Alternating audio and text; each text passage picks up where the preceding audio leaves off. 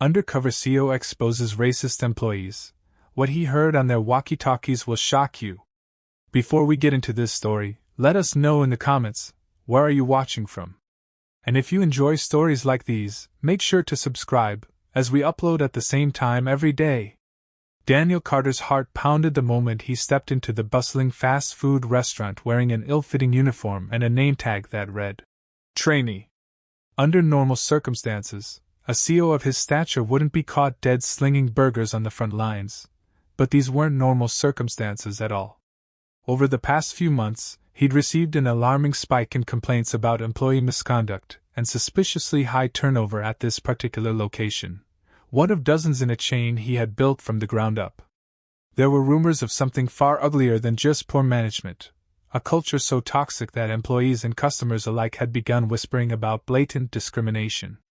So, with only his HR director and a close friend aware of his covert plan, Daniel decided to go undercover. He wanted to see firsthand why his once thriving brand was being called out for hostility and racial bias, and he was determined to expose the truth. But within the first hour, he heard an employee snicker into a walkie-talkie, something about taking care of the ones who don't belong. His muscles tensed, and every instinct told him that he just stumbled upon his first real red flag. He tried not to show any reaction. Instead, he kept his head down, messing with the register as though he was just another clueless new hire struggling to learn the point-of-sale system. The manager on duty, a wiry man named Rob, introduced himself with a forced smile. There was something off about him, a harshness in the way he barked orders at the staff, especially when he thought no one important was listening. Standing off to the side, Daniel watched Rob berate an older employee who was barely holding it together. "Deborah, how many times do I have to tell you? Keep the line moving," Rob snapped. Then he turned away, rolling his eyes, flipping his walkie-talkie off momentarily to mutter something under his breath. Daniel couldn't catch the exact words, but the employees within earshot bristled. It set the tone, a sense that if Rob was willing to mistreat one person so casually, he might be willing to do a lot more. Less than 5 minutes later, a family walked in, a father, mother, and 2 kids trailing behind. Their energy was upbeat. They were probably here for a quick meal before heading off to whatever family activity they had planned. Daniel looked their way with a polite nod, then returned to the register. But the cashier next to him, a man with a pinched face and a permanent sneer, glanced at the family, grabbed his walkie-talkie, and whispered something Daniel couldn't quite make out. Rob, across the kitchen, smirked. Then Daniel overheard the tail end of Rob's reply. "Yeah, coded as a delay. We've got all day." The other cashier stifled a laugh. Daniel's face burned. He had read about petty ways employees sometimes give lazy or slow service, but to see it targeted at a specific family for no apparent reason hit him like a punch to the gut. He couldn't say anything yet, not without blowing his cover. But inside, he was already fuming. This was exactly the sort of thing he'd been warned about. The family finally got their food after an unusually long wait. Their children grew fussy, and the parents exchanged irritated looks. When they left, the cashier snorted into his walkie-talkie and said, "See ya," in a tone that dripped with contempt. A couple of employees snickered in response, as though they'd collectively accomplished some twisted goal. Daniel was stunned at how brazen they were being. He wondered how many times this scene had played out before, people being singled out for extra long wait times or cold fries, with no idea why they were treated so differently. He suspected it wasn't just about annoying customers or personal grudges. It felt bigger, more sinister, like a group effort to discriminate. He remembered one of the complaints he'd read, a customer claiming employees frequently used code words over the walkie-talkies to single out customers they didn't like, especially people of certain races. Daniel did his best to remain calm as he approached Rob. "Hey, boss," he said, summoning the false cheer of a brand-new employee. "I'm good to go on the register now, right?" Rob gave him a once-over, eyes suspicious. "Yeah, but let me do the talking for a while. If you mess up a single order, that's coming out of your paycheck." He chuckled darkly. "This store doesn't have time for slackers." Daniel forced a laugh. "Right. Got it. Under his uniform shirt, he felt the small hidden microphone he taped to his chest. He'd come prepared. If anything suspicious was said directly to him, or around him, he wanted evidence. The real smoking gun, though, might be the store's walkie-talkie system. He needed to get his hands on one of those devices. There was a stack of them in the back office, where shift leads and managers usually pick them up at the start of a shift. Daniel wouldn't risk taking one without permission just yet. He had to play it cool. Minutes later, a customer approached. She was a young black woman in a bright blouse, scanning the overhead menu. Daniel greeted her politely, but as she began to order, Rob sidled up, took over the register, and effectively pushed Daniel aside. "What can I get you today?" Rob asked, sounding almost too polite. She made her request, and Rob nodded. "Great choice." Then he tapped the walkie-talkie at his hip. "Yeah, we got a complicated order on Register 1, he murmured, glancing at her with thinly veiled disdain. "Might take a while, so get ready." She noticed the shift in his tone and gave him a quizzical look.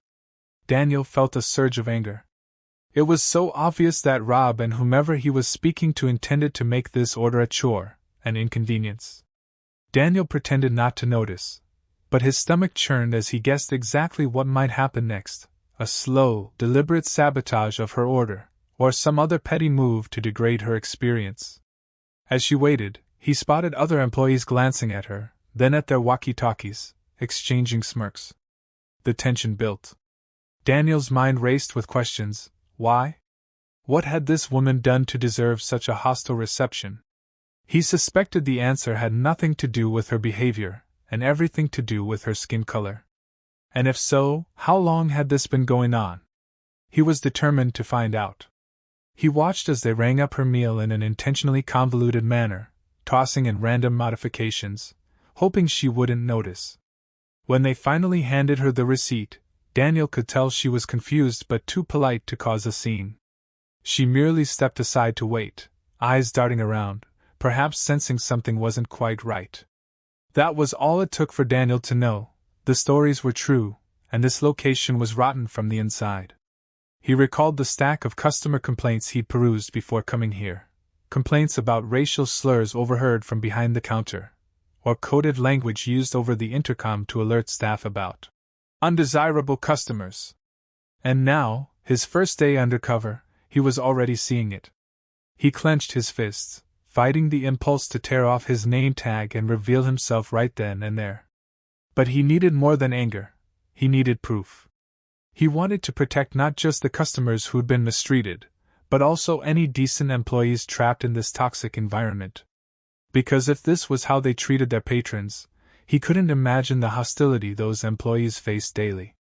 Daniel inhaled slowly, letting the rancid tension soak in.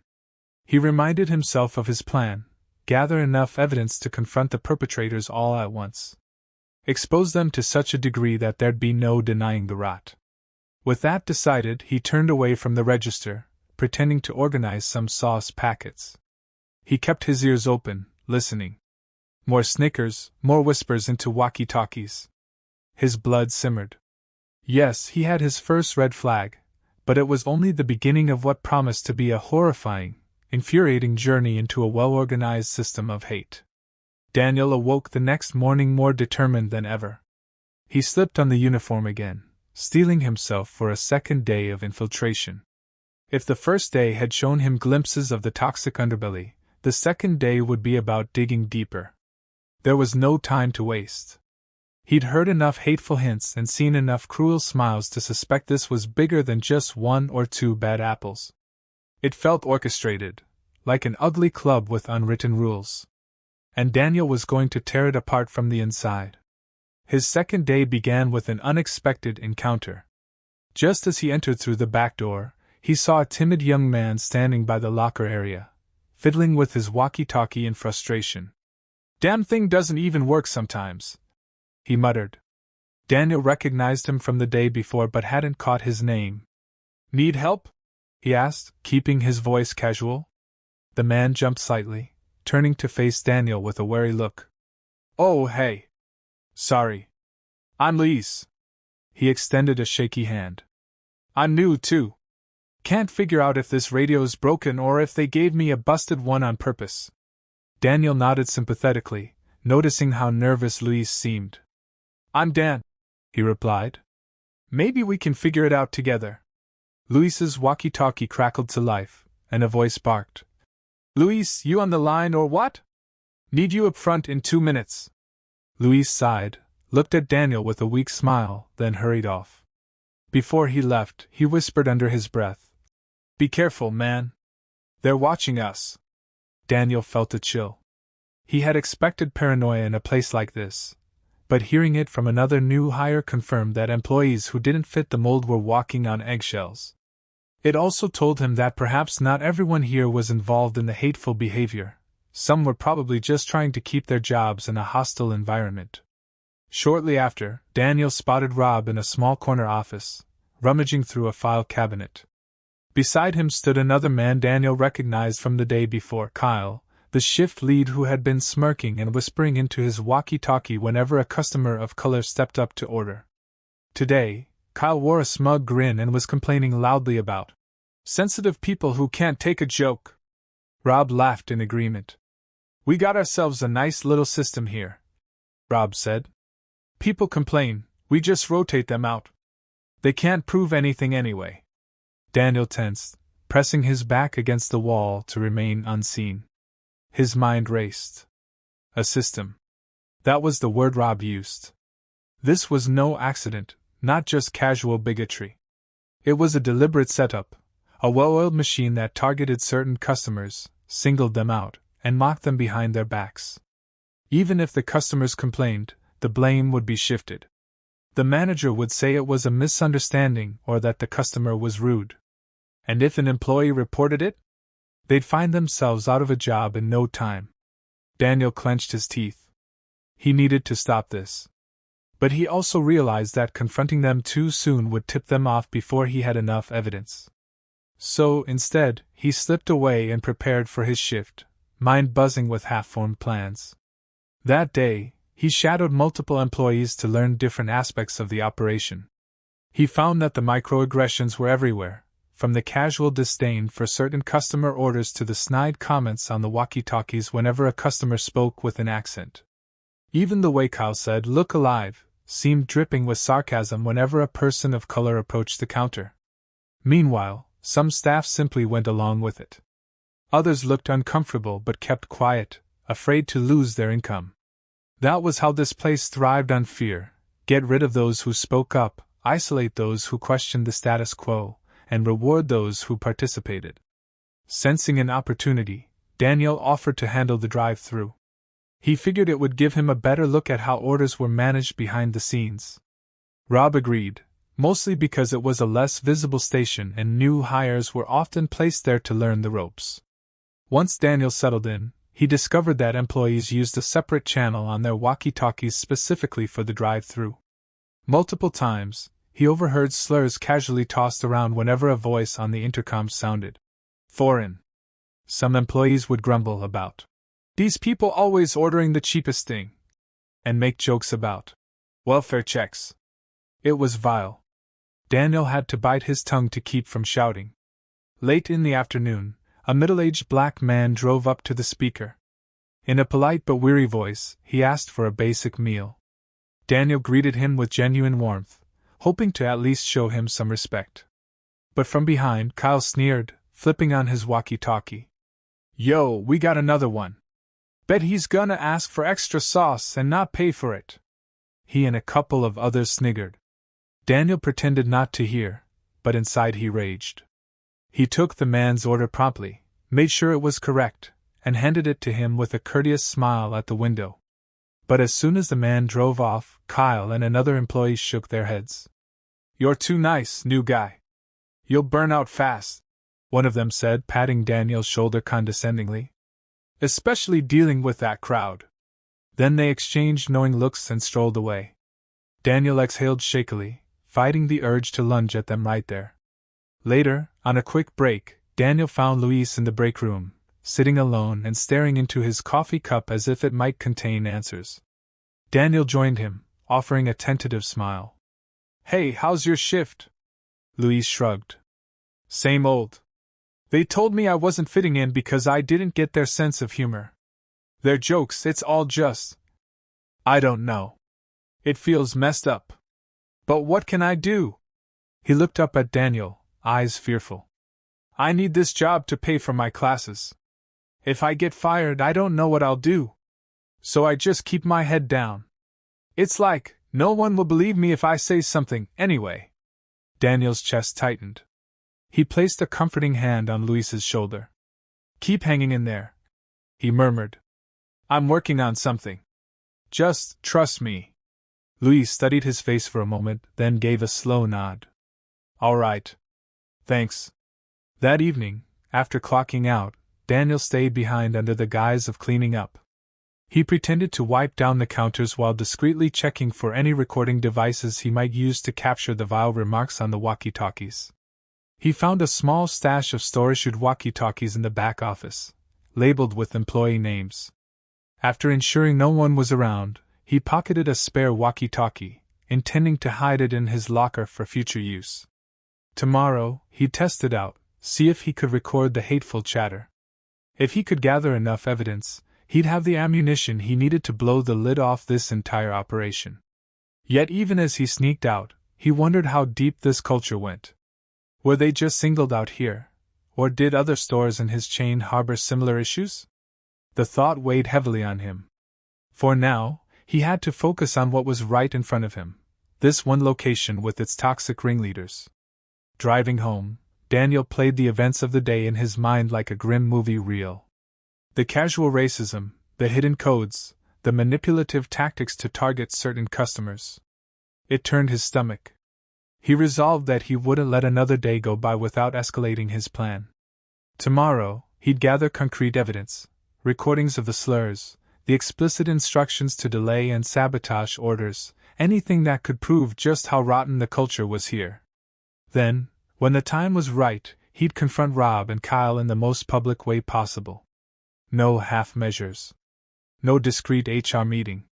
He wanted every employee to witness the takedown, so that the ones who'd been silent out of fear could finally find the courage to speak up, and so that the perpetrators would have nowhere to hide. He gripped the steering wheel with white-knuckled determination.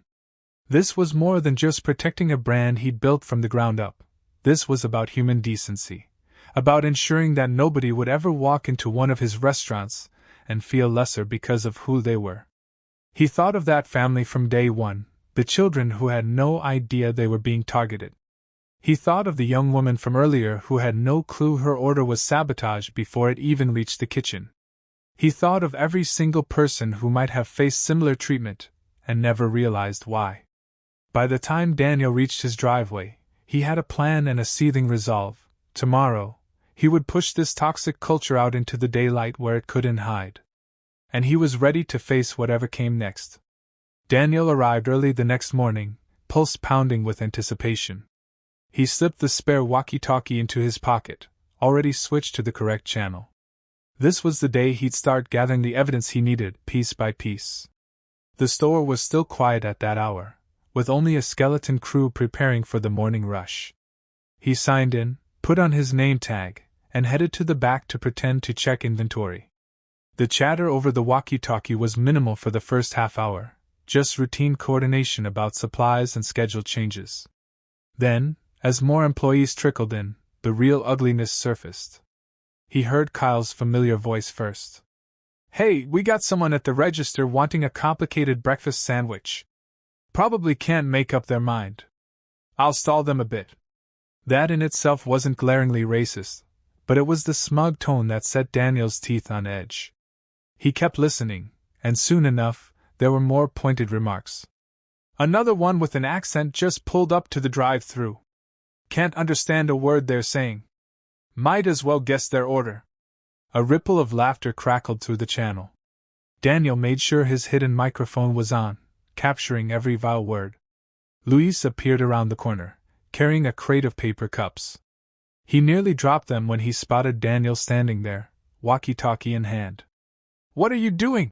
he asked, voice trembling with panic. "Are you nuts?" Daniel motioned for him to keep quiet and handed him a different walkie-talkie earpiece. "Listen. Daniel whispered. Luis hesitated, then put the earpiece on. His eyes widened as he heard the employee's unfiltered comments. This is messed up, he breathed. I knew they talked trash, but not like this. Daniel's voice was resolute. I'm recording it all. We need proof. They stood there, side by side, as the walkie-talkie spilled hateful comments for the next hour. Occasionally, a voice belonging to Rob would chime in. If they give you trouble, you know what to do. And from Kyle. Yeah, delay them, slip them the stale stuff, whatever. Got it. Sometimes the remarks were explicitly about race. Other times, it was cloaked in code words like Zone 4, or Time Bomb. Daniel could only guess that these codes referred to certain stereotypes or instructions for sabotage. Luis looked pale, but his gaze was fixed with a new sense of purpose. Later, Daniel and Luis manned the front counter together. It was busy, with a line of customers weaving almost to the entrance. Daniel tried to serve them efficiently and politely, while Luis bagged orders. He felt the tension coiling around him like a snake, aware that at any moment, Rob or Kyle might come over to see what was taking so long. Sure enough, Kyle sidled up. Hey, new guys, move it along or we'll have you cleaning toilets, he sneered. Then, noticing the customers at the counter, a mixed group of coworkers wearing name badges from a nearby office, Kyle switched on his walkie-talkie. We got a crowd of suits. Don't know if we can trust them either. More laughter ensued from the kitchen staff. Daniel fought to keep his expression neutral, all the while his hidden mic recorded everything. One particularly jarring moment came when a black woman in a business suit asked politely for a substitution. Kyle made a show of rolling his eyes, then muttered into his walkie-talkie. Well, there she goes, making it difficult. Surprise, surprise. Daniel clenched his fists, but forced a smile at the woman and rang up her order properly, trying to do right by her in a place so full of disrespect. She gave him a grateful nod, oblivious to the mocking stares behind her. As soon as she walked away, Kyle hissed at Daniel. You gotta lighten up, man. People like her, they just love to complain. We make it tough, they might not come back. He chuckled, as if he just shared a hilarious secret. Daniel returned a tense smile, fueling his anger into the microphone that was capturing every toxic word. During the midday lull, Daniel quietly pulled Luis aside. I think we have enough to prove what's going on here, he said, voice low but urgent. But I need more than just this store chatter. I need them to outright confirm management is complicit. Without that, they might say it was just some employees going rogue. Luis swallowed. And how do we get that? Daniel considered for a moment. I've been noticing Rob and Kyle use the manager's office to talk freely. I'm going to try to get them to incriminate themselves. Luis stiffened. How? Daniel glanced around. By playing along, just for a moment. Pretend I'm interested in their system. I hate doing this, but it might be our best shot. Luis looked deeply conflicted. Be careful, Daniel. If they suspect anything, it's over. Daniel gave him a reassuring pat on the shoulder. I will. Just keep your head down for now. As the lunch rush approached, Daniel returned to the front, fully expecting the same pattern to continue. Indeed it did. Whenever certain customers approached, the employees on the walkie-talkies would toss around slurs and jokes, or coded language that effectively told staff to slow service or give subpar food. Customers obliviously accepted their meals, never realizing the contempt behind the counter. Finally, around 3 in the afternoon, the rush died down. Daniel saw his chance. He slipped into the manager's office, where Rob was counting receipts and Kyle was flipping through a schedule. Hey guys, Daniel began, feigning a casual tone. I wanted to talk about, how things really work around here. Rob gave him a sharp look. What do you mean? Daniel gestured vaguely. I've been hearing some interesting chatter on the walkie-talkies. And well, I kinda wanted to fit in better, Maybe I don't get the jokes yet. Kyle smirked. Oh, that? Don't worry, rookie. It's an acquired taste. You just gotta recognize certain types of customers, you know what I'm saying. Daniel nodded, forcing a tight grin. Right, right. Like certain people who just waste our time? Rob snorted.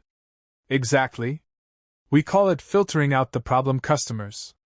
If they complain, they're probably the ones we don't want anyway. He laughed. The higher-ups don't care about that stuff. They only look at the bottom line, and so far, we're making them money. Daniel felt a wave of sick anger, but he kept his expression as neutral as possible. He leaned in a little, as if conspiratorial. So management's cool with that? Like we won't get in trouble? Rob waved a dismissive hand. Management doesn't know, or if they do, they turn a blind eye as long as we hit our targets. Plus, if a customer claims discrimination, we can just say they misunderstood. It's their word against ours. People who play the race card usually don't have the patience or the resources to fight it. Kyle grinned wider. Yeah, so that's why we use codes on the walkie-talkies. Makes it easier to coordinate. Daniel hid the triumph surging inside him. Here it was, the explicit admission he needed. The recording device was tucked in his shirt pocket, capturing every damning word. Satisfied that he had enough, Daniel excused himself, claiming he had to help out front. He left the office, feeling a strange mix of relief and rage. They were so sure they'd get away with it, so certain they were untouchable. Daniel burned with the desire to reveal himself immediately, to blast the recordings over the store's loudspeaker. But he needed to time this perfectly. If he waited until the store was at its busiest, he'd have the maximum impact. He wanted employees, customers, and maybe even local community members to see the confrontation. He wanted no room for Rob and Kyle to spin a tale or hush up the scandal. He wanted them finished, once and for all. By the end of the day, Daniel had everything he needed. Hours of audio, plus a direct confession of a racist system endorsed by the manager. His mind buzzed with how best to pull off the grand reveal. He'd considered simply sending the evidence to HR or calling an emergency staff meeting. But no, that would allow the perpetrators to weasel out, to downplay the seriousness of their actions behind closed doors. He wanted a public reckoning. As he clocked out, Daniel gave Luis a nod, a silent message. Tomorrow. It's happening. Luis offered a shaky smile in return, hope shining in his eyes for the first time since Daniel met him. He wasn't the only one who would feel liberated after the downfall of this hateful regime. That evening, Daniel composed a clear plan. He would reveal his true identity as the CEO at the store's busiest hour, typically around noon. By then, plenty of staff and customers would be present. He prearranged for the local security team, which occasionally visited the store, to be on standby outside, without tipping off Rob or Kyle. The moment the store hit its peak rush, Daniel would flip the script on everyone. The next morning, he arrived feeling a jolt of electric excitement coursing through him. Today was the day. He went through the motions just like before, greeting customers at the register, playing the role of the timid new trainee. But beneath the surface, he was a coiled spring ready to snap. Rob barked at him a few times, Kyle sneered in his direction, and the usual hateful chatter trickled over the walkie-talkies. Daniel took it all in silently, mentally counting down to the moment of truth. Shortly before noon, the line of customers began stretching to the door. The kitchen was humming with activity, employees darting around to fill orders. Daniel spotted Luis by the fry station, eyes darting nervously toward him. Daniel gave a reassuring nod, then grabbed a walkie-talkie of his own. It was time. With a sense of fierce purpose, he walked to the middle of the dining area. Customers looked at him curiously, but continued chatting among themselves. The employees behind the counter gave him odd glances. Was he losing it, standing out there like a statue? Then, with a single motion, Daniel lifted the walkie-talkie to his lips, switched it to the channel that blasted over the store's intercom, and pressed transmit. A recorded snippet, one he had prepared that morning, suddenly crackled through every speaker in the store. It was Rob's voice, crystal clear. We can just say they misunderstood. It's their word against ours. People who play the race card usually don't have the patience or resources to fight it. The store froze. Everyone stopped what they were doing, the customers in line, the employees flipping burgers, the cashiers, everyone. The next snippet played Kyle's mocking tone. "We got another one. Bet he's gonna ask for extra sauce and not pay for it. Stall him." The silence was deafening as the damning words echoed. Rob, in the corner, dropped the clipboard he was holding. Kyle stumbled backwards, nearly knocking over a display of condiments. Other employees looked at each other, eyes wide with shock or, in some cases, grim understanding. After the recording ended, Daniel let go of the transmit button. For a long moment, no one spoke. Then Daniel cleared his throat. "In case any of you didn't catch that," he said loudly, voice shaking with emotion, "it was just a small taste of what your manager Rob and shift lead Kyle have been saying over the walkie-talkies. And that's not all. I have hours of recordings of them openly endorsing racist behavior and encouraging staff to mistreat customers based on their background or skin color." A wave of murmurs spread through the crowd. Some of the customers who had recognized the voices from previous visits looked horrified, others furious. A few employees who'd been part of the hateful system tried to slip away, their faces pale. But Daniel stepped forward, raising his voice further. "If anyone tries to leave, be aware we have security outside. We're doing this properly. This ends now." Rob finally found his voice, sputtering. "Who the hell do you think you are?" He stormed forward, pointing an accusing finger in Daniel's face. "You're just some trainee. You can't do this." Kyle joined him, fists clenched, as if ready to escalate physically. Daniel drew a breath. "I'm not just a trainee," he said, unbuttoning the top of his uniform to reveal a crisp dress shirt and a small gold pin, his corporate emblem. "I'm Daniel Carter, the CEO of this entire chain." Gasps erupted. Rob's face contorted with disbelief and rage. Kyle actually took a step back, eyes darting like a cornered animal. Daniel pressed on. "For the past few days, I've been working undercover to see why so many customers have complained about discrimination at this store. And thanks to all of you who have participated in it, or allowed it to happen, I now have indisputable proof. Proof that racism has been running rampant here, with the full knowledge of management." He directed his gaze at Rob, whose face was going from red to white and back again in rapid succession. "Rob, you used your position to create a hostile environment, not just for customers but for any employees who questioned your methods. That ends today." At that moment, 2 uniformed security officers stepped in through the doors. They positioned themselves near the entrance, preventing anyone from fleeing. Customers, some of whom had pulled out their phones to record, stood in stunned silence.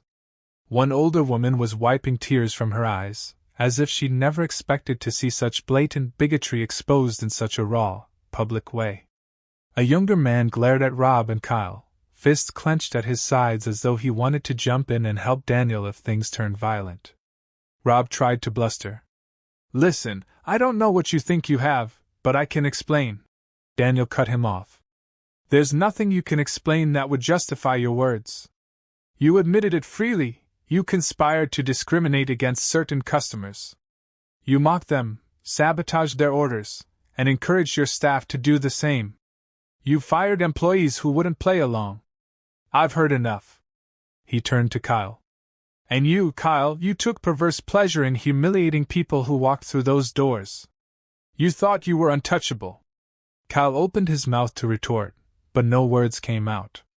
The store was in chaos now, customers asking each other if this was really happening, employees cowering or staring at the floor. Some employees, like Luis, stood tall, relief washing over their faces. They had endured this toxic environment for far too long, and the public showdown felt like long overdue justice. Daniel looked at Luis and gave a nod, letting him know that things would be okay. Then he faced Rob and Kyle again. "From this moment, both of you are fired. I don't want to see you near any of our stores again. Security will escort you out." Rob let out a hollow laugh, glaring at the security officers.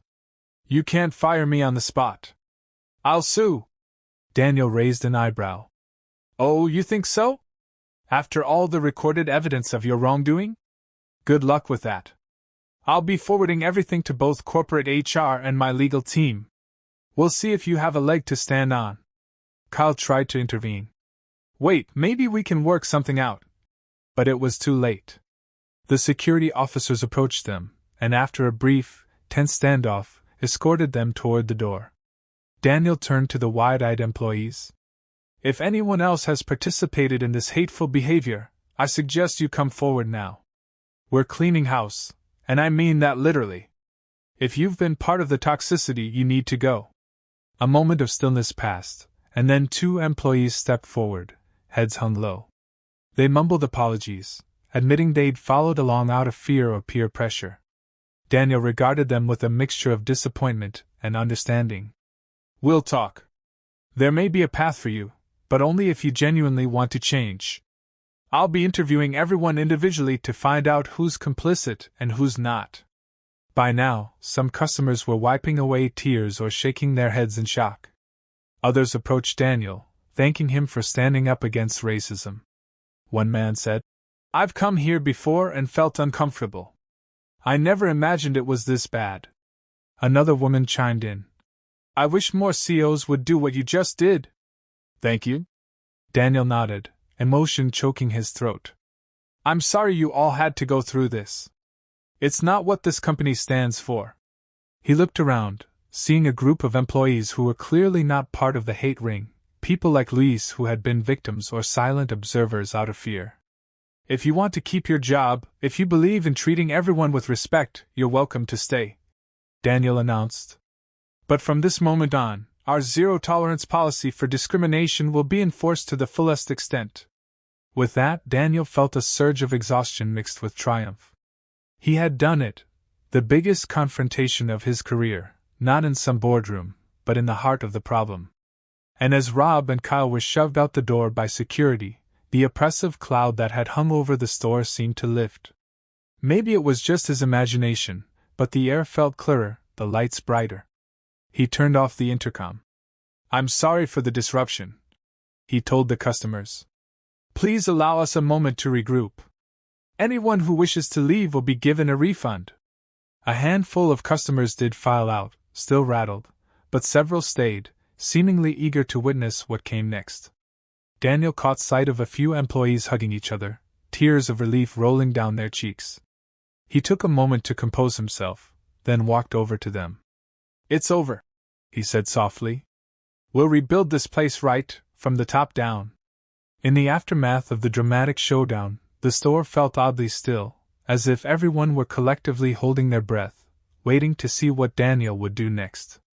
A small crowd of customers remained, some recording on their phones, others just watching quietly. A few employees stood together near the fry station, uncertain about how to proceed. Daniel knew the next steps were critical, not only for the store but for the morale of employees who had been silently suffering under the tyrannical regime of Rob and Kyle. He motioned for the employees to gather around him by the registers. Those of you who've been genuinely hurt by this environment, he began, voice still echoing with the fervor of the confrontation. I want you to know I'm sorry. I also want you to feel safe speaking up now. This is your chance to tell me everything that's been going on. A slight hush fell over them, and then, timidly, a woman named Deborah, who Daniel recalled being berated by Rob on his very first day, stepped forward. I've been here for years, she said, tears welling in her eyes. It wasn't always like this. When Rob took over the store 6 months ago, everything changed. It started small, with jokes and little remarks. Then Kyle came, and they both ramped it up. They told me if I didn't like it, I could leave. I need this job. She broke off, burying her face in her hands. Another employee, a young man Daniel recognized as the one who had once rolled his eyes at a black family, stood uncomfortably off to the side. His posture was tense, and guilt was etched on his features. Finally, he took a step forward and cleared his throat. I'm sorry, he said, voice trembling. I laughed along with them. I said things I shouldn't have. I was afraid I'd get fired if I didn't. That doesn't make it right, I know, but I just want to apologize. Tears glistened at the corners of his eyes.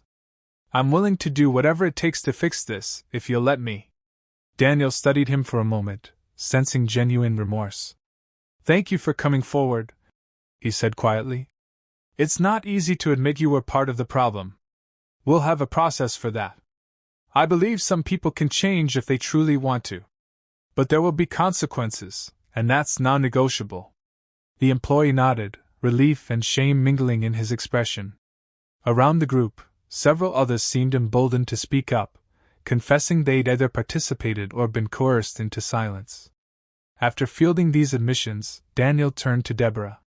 I want you to know I appreciate your years of service. You didn't deserve any of what happened here. If you choose to stay, I'll do everything in my power to make sure this place becomes a safe environment again. Deborah gave a tearful nod. Thank you, she whispered, her relief palpable. Daniel directed his gaze to Luis, who stood quietly in the back, arms folded. Luis, come here. Luis stepped forward, looking uncertain.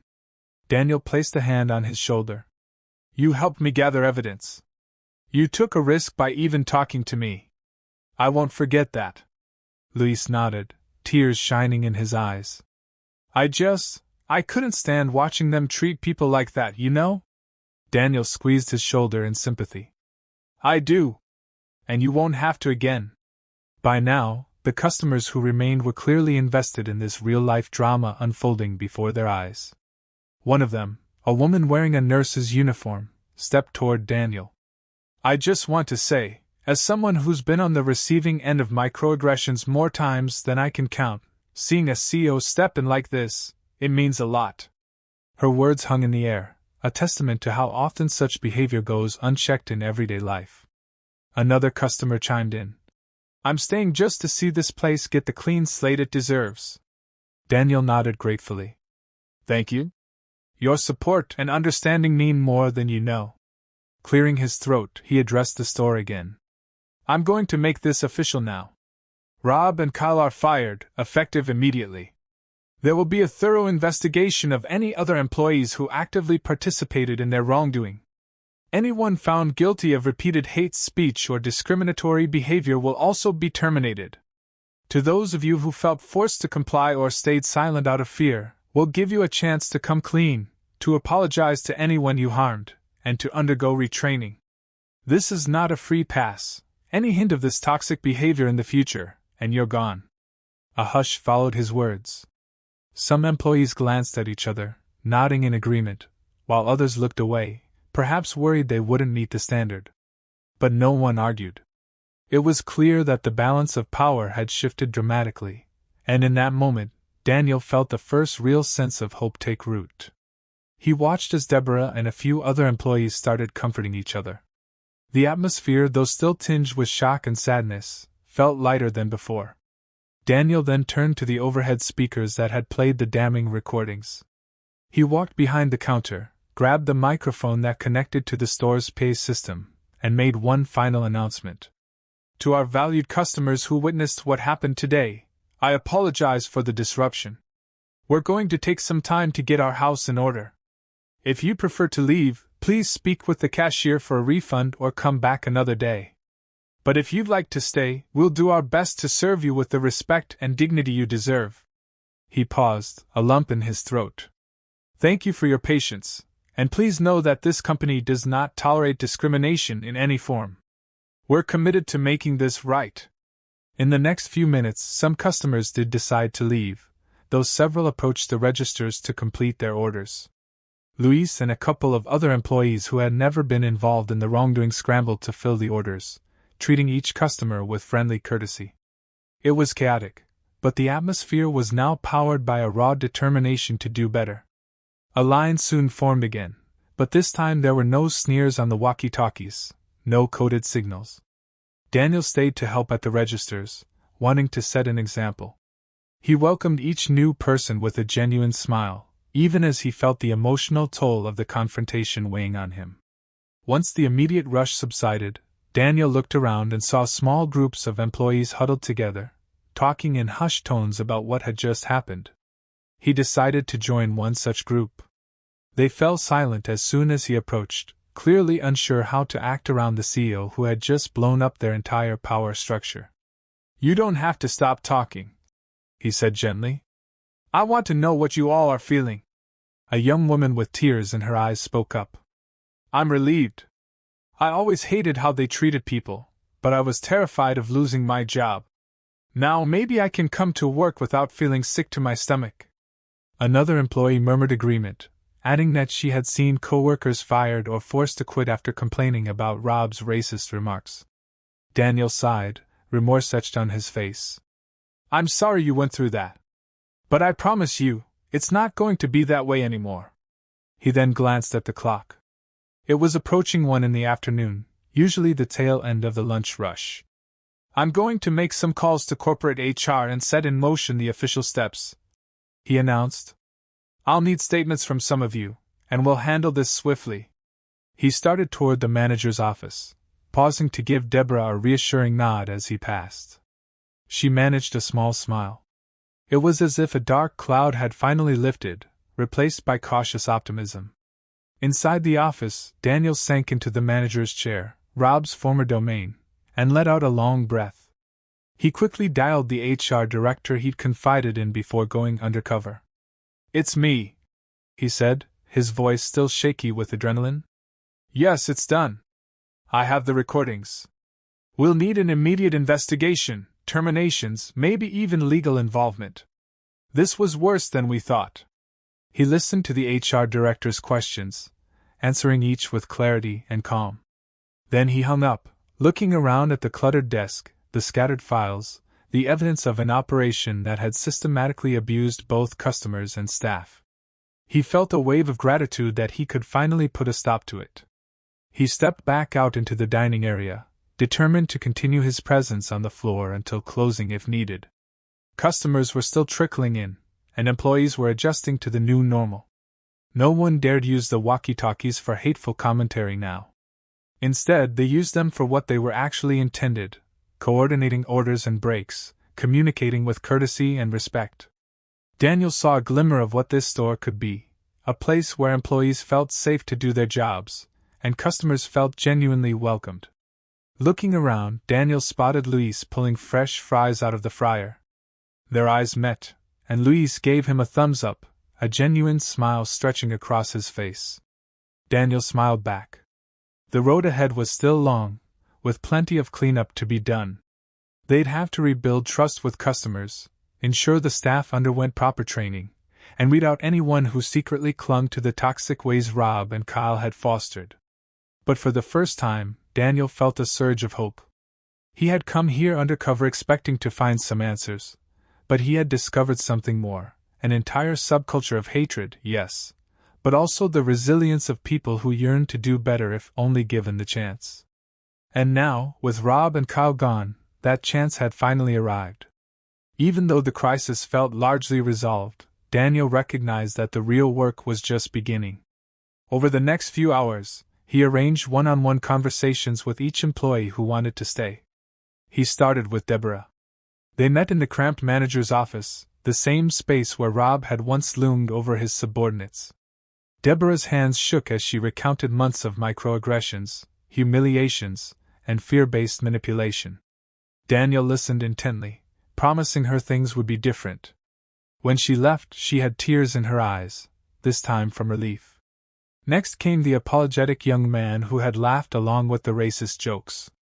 He seemed genuinely remorseful, explaining that he'd been desperate to fit in. I'm from a small town, always been kind of a loner, he said. When Rob and Kyle started making those jokes, I just wanted to be part of the group, so I laughed.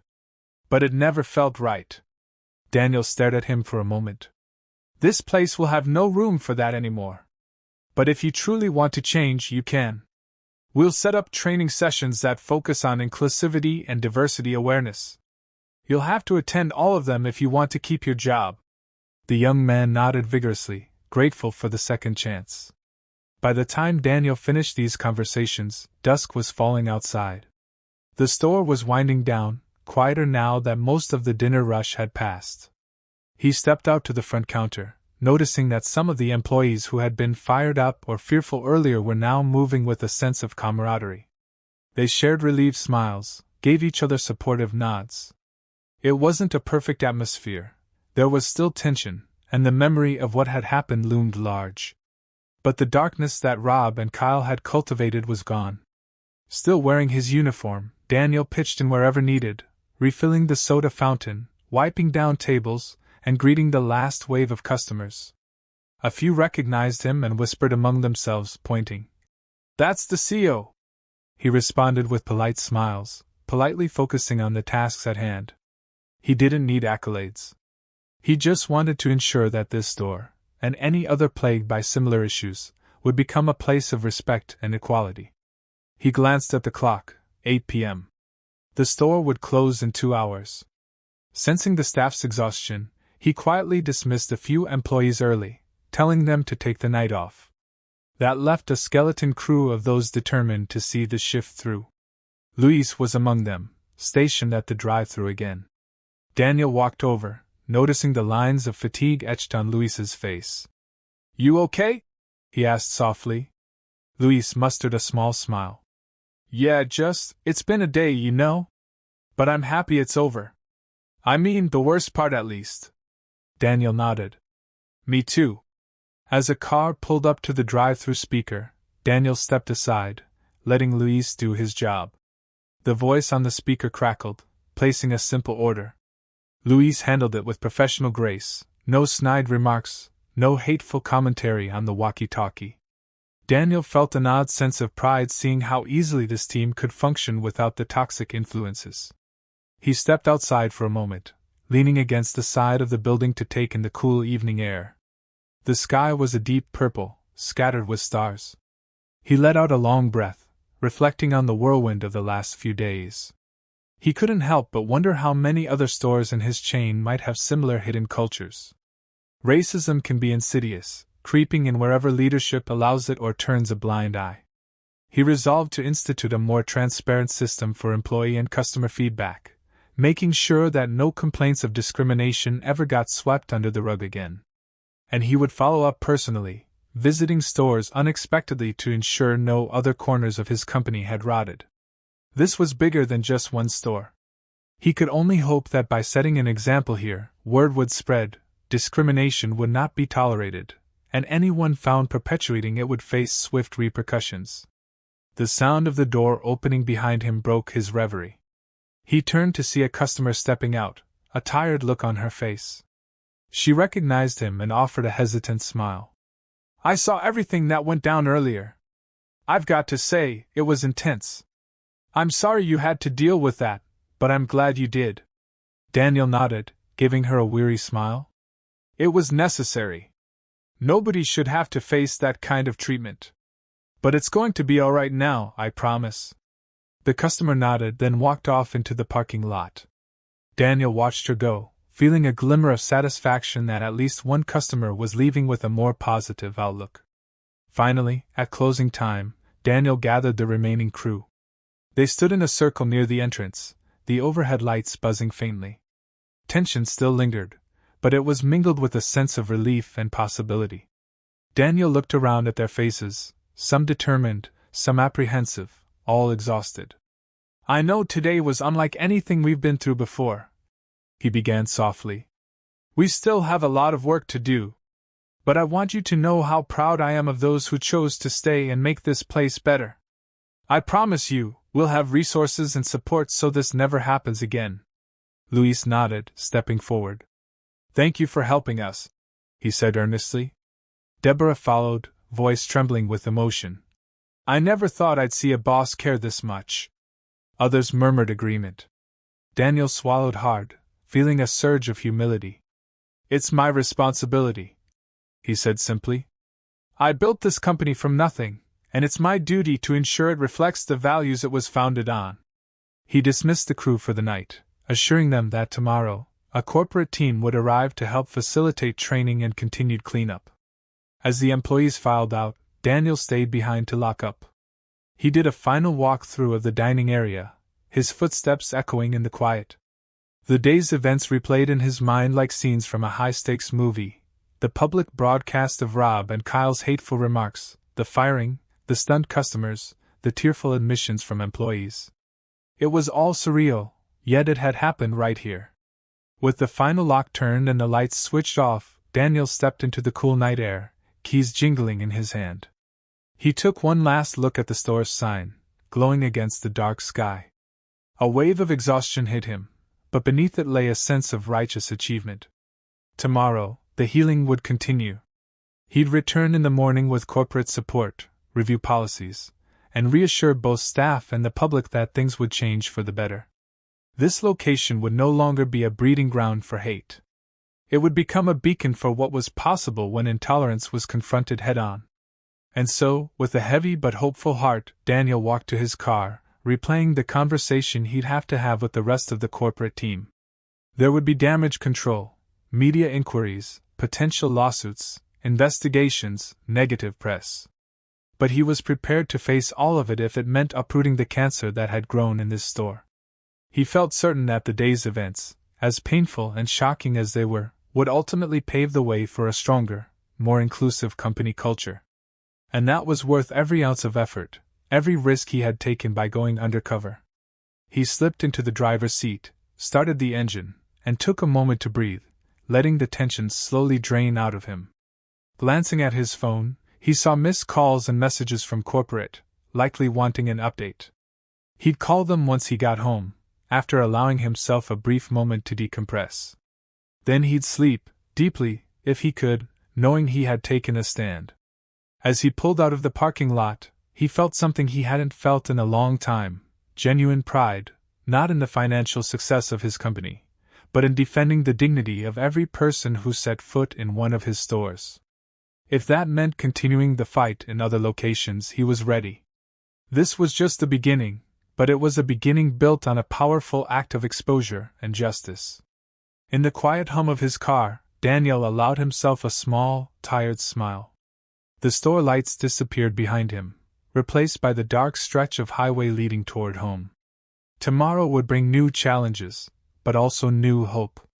Because once racism and discrimination are dragged out into the open, there's no going back to pretending it doesn't exist. And in that vulnerability, real change can finally begin.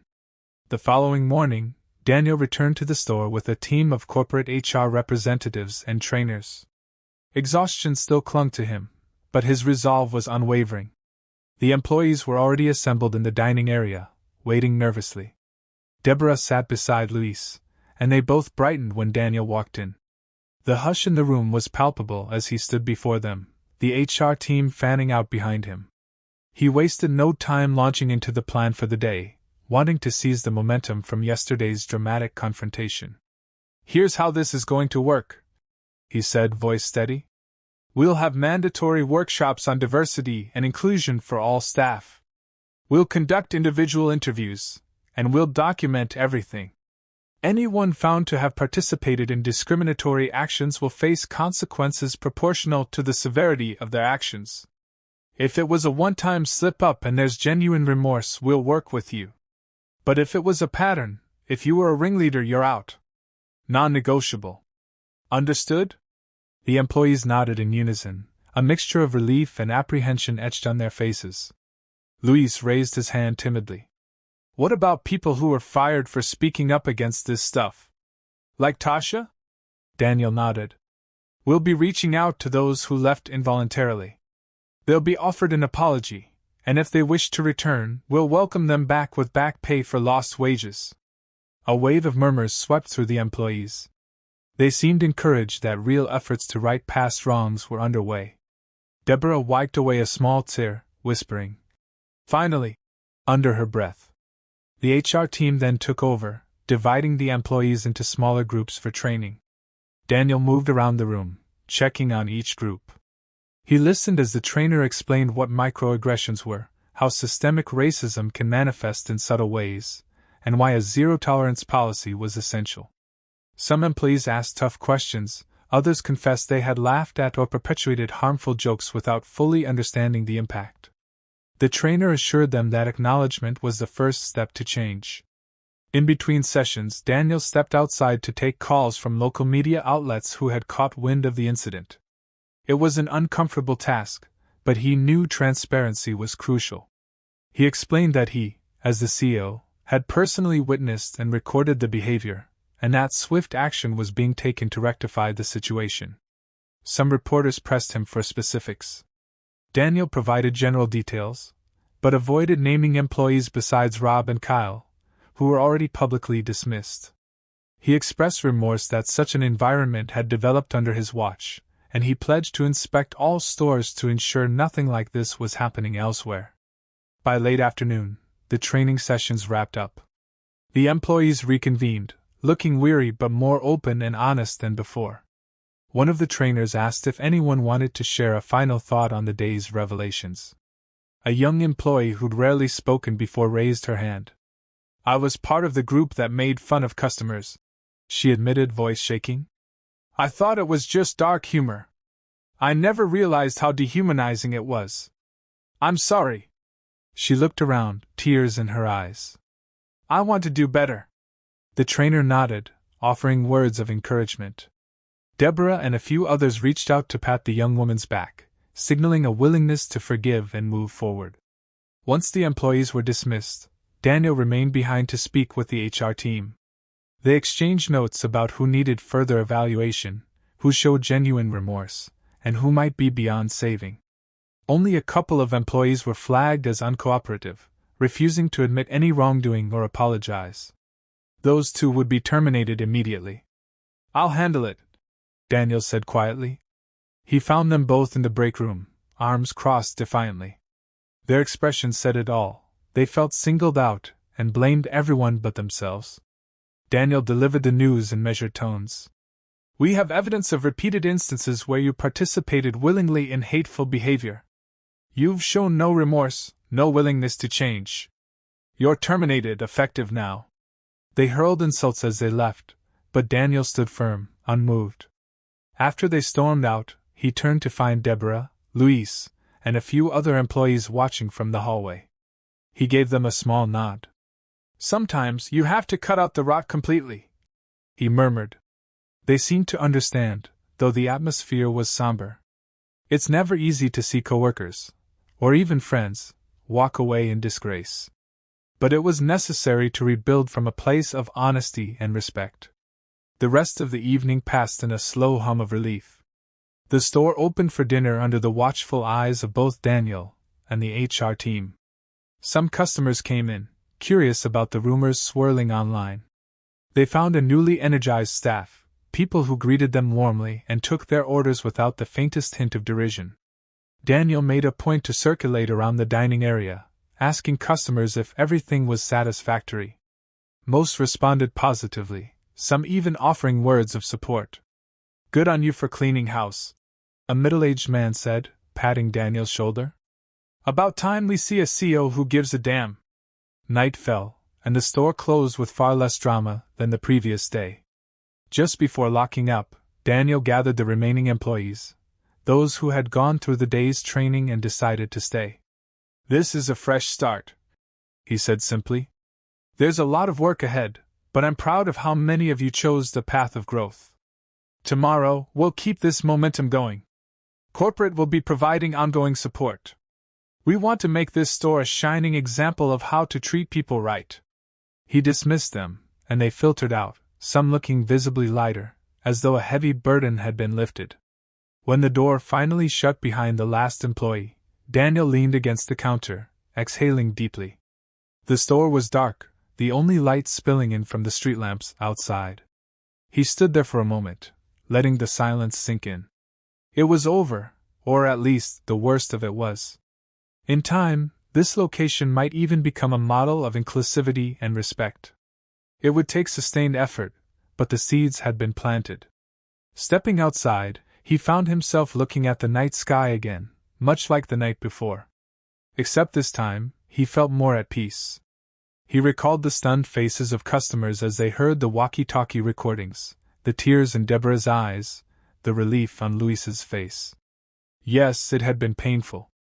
But sometimes, real progress demands confrontation and upheaval. He clicked the car remote to unlock his vehicle and slid behind the wheel. Looking back at the store's glowing sign, he felt the stirrings of genuine hope for what tomorrow would bring. He still had to address the broader company, to root out any other pockets of bigotry that might exist in other branches. But for now, he could rest knowing that at least here, at this store, the darkness had been dragged into the light and banished. He drove off into the night, the tension in his shoulders eased by the knowledge that he had done the right thing. He would carry on, ensuring that his company reflected the values of respect and inclusivity he had always claimed to champion. As he merged onto the highway, Daniel reflected on the bigger picture. The battle against discrimination is never truly finished. It's a series of ongoing efforts to ensure every person is treated with dignity. Today's showdown was one victory in a much larger war. But it was a significant victory, one that demonstrated what could happen when leadership took a stand.